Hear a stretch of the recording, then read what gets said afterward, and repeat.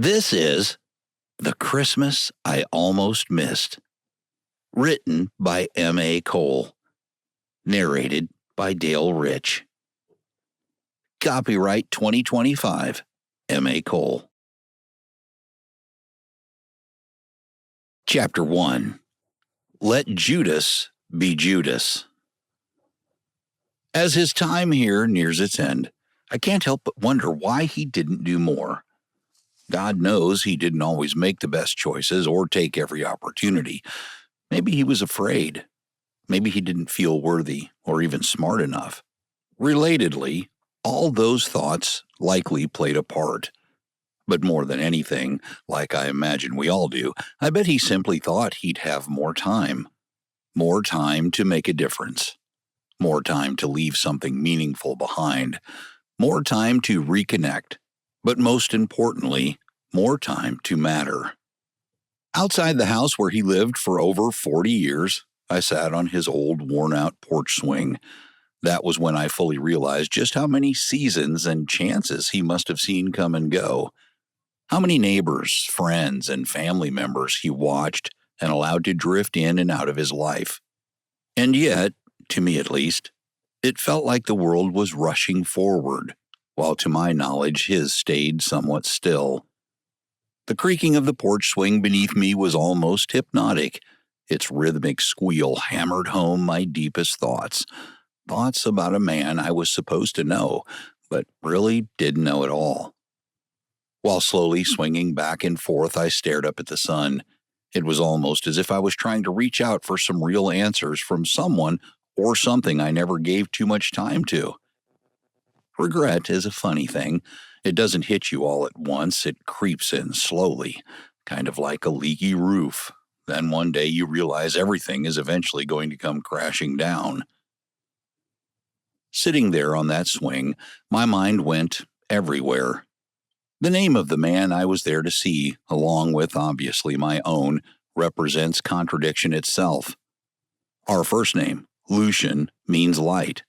It speaks of hope and potential, but our last name, Graves, is kind of self-explanatory. It symbolizes finality, an unfinished life, and eventually death itself. While I was waiting there, lost in thought about this stranger that I was supposed to know, a sudden cool gust of December wind kicked up a few of the drier leaves from under an old oak tree. As I watched, some lifted to heights that made me realize, even though I thought I was alone, I soon realized I wasn't. Looking down at me from one of the lower hanging branches was an oily black raven. That bird sat there in an unblinking silence. It was as if that unexpected companion was judging my most secret existential thoughts. Its beady eyes locked on mine, then it tilted its head ever so slightly, and for some reason, a chill ran down my spine. I was already nervous enough waiting for a man I haven't seen or spoken to in so many years. I hardly remember those times, but now, with my new feathered friend staring down at me, my surroundings almost felt ominous. I sat there for what seemed like an hour, and after that original head tilt, that raven didn't move a feather or blink at all, if ravens even do that. I knew that ravens, in general, have plenty of folklore surrounding them. Poe's raven only said, "Nevermore," in reference to not being able to see a great love ever again. Odin, a Norse god also known as the All-Father, had two ravens. Conveniently, they represented thought and memory. How fitting of a symbol to be gawking at me at a time such as this, I thought. My earliest recollections of the man I was there to see were somewhat good, but most of the descriptions about our lives back then that followed weren't.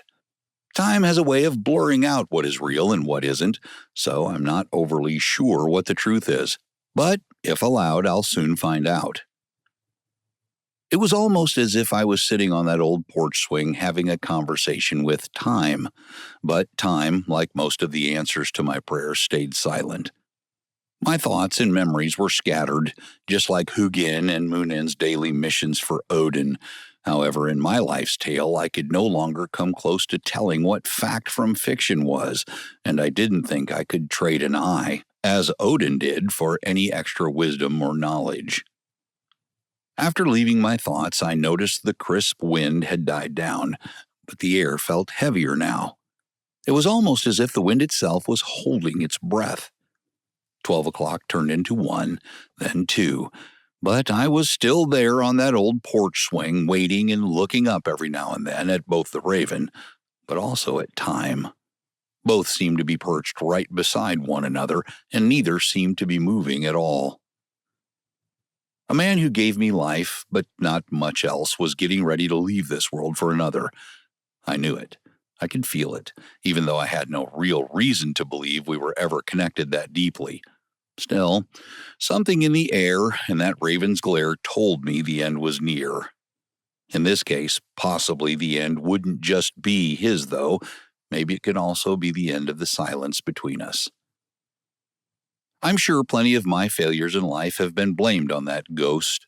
Not that it was fair or even justified. More than likely, it was just my path of least resistance. An easier way to cover up my own shortcomings, self-inflicted or otherwise. There's a good chance that he blamed other people too. Maybe our silence wasn't a punishment at all, but a protection for both of us.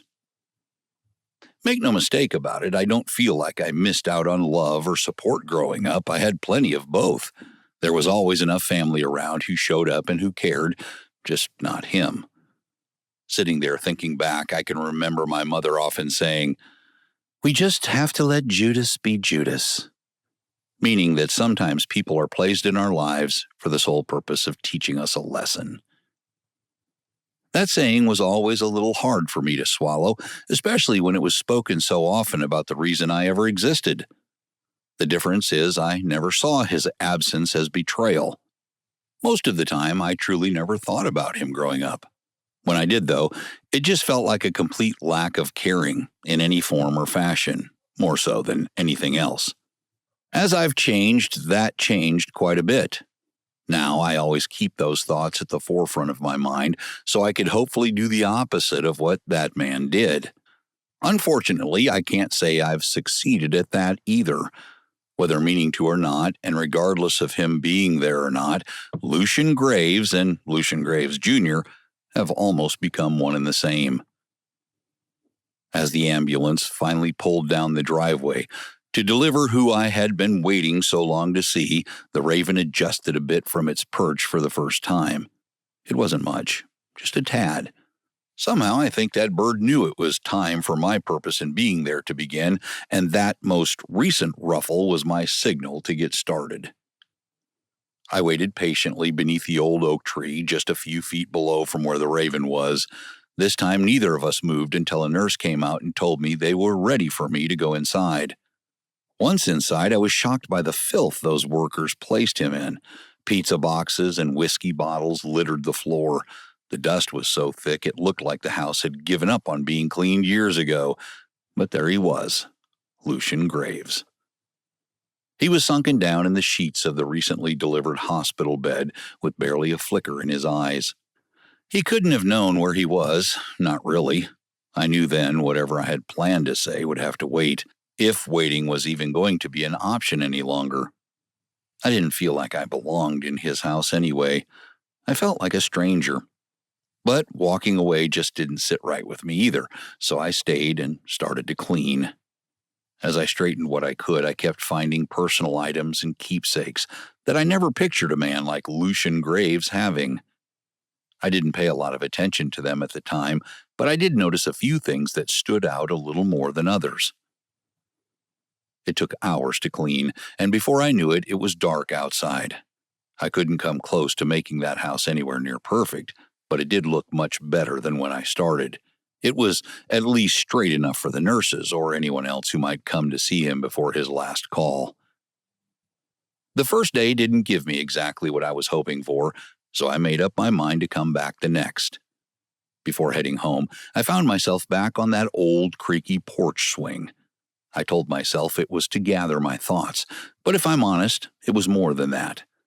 I think I just needed to sit still for a while to see if I could feel anything that might help me make sense of who he was and who I was to him. I didn't swing this time. I just sat. I didn't sit long before I looked up to see if that raven was still there. Sure enough, it didn't look like it had moved an inch. This time, however, I swear one eye was peering through the window of that old house, watching everything that happened that day, while the other remained on me. It was as though that black bird knew something I didn't. This time, as it stared at me, I stared back. I didn't feel that same uneasiness I felt before. There was something different now. It seemed to be more of an understanding. Maybe that feathered witness wasn't there to haunt me after all. Maybe it was waiting for something just like I was. I've spent my whole life waiting for answers, so waiting another day or two, or even with a raven as an unexpected companion, didn't seem like such a big deal. On my way home, as I usually did, I stopped by Ruby's Gambling Emporium, which is basically a second-hand casino of sorts. Believe me, it's just as evil as the big-named casinos littered across every major city, but with its own equally deceptive flair. Inside all of them, in any city, there is always something hollow. It isn't just the smoke, sweat, and broken dreams. It's the vision of seeing almost everyone hunched over those machines, whispering prayers to someone they most likely don't know very well either. Of course, all while hoping for a miracle they already know most likely will never come. As the lights flickered, each slot machine danced to its own hypnotic rhythm, and sirens and bells ring out different tunes. It's a mocking ritual about how that exact same empty end will eventually come to everyone.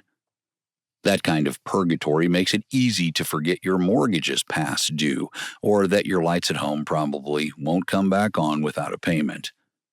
You tell yourself, just one more spin, one more chance to get even, or maybe a little better. On those rare occasions when you do win, you never keep it. You feed it right back into those ringing and dinging hellhounds, hoping for more. Hoping that with just one pull, all your problems will disappear. Not just the monetary kind either. All of them. Everyone, including me, always wanted more. For all of us, it was always more. The saddest part wasn't the losing itself, at least not the money part. It was losing hope. Hope that someone above or something somewhere might show you mercy. The mercy you felt you needed so badly. It's a hope that something bigger than yourself understands your pain. That maybe, just maybe, something could erase all the mistakes and emptiness that brought you there in the first place. For me, that day I didn't just lose hope again. I lost the money I was supposed to use to go see my son. I've never understood why I can't seem to learn my lesson, but I never do, and it doesn't seem like I ever will. I never set foot in a place like that when my family was here, not once. I rarely drank either. I didn't start reaching for those false gods until after Sarah left and took my son Noah with her about a month ago. I guess, just like with Lucian Graves, I was never good enough for them either.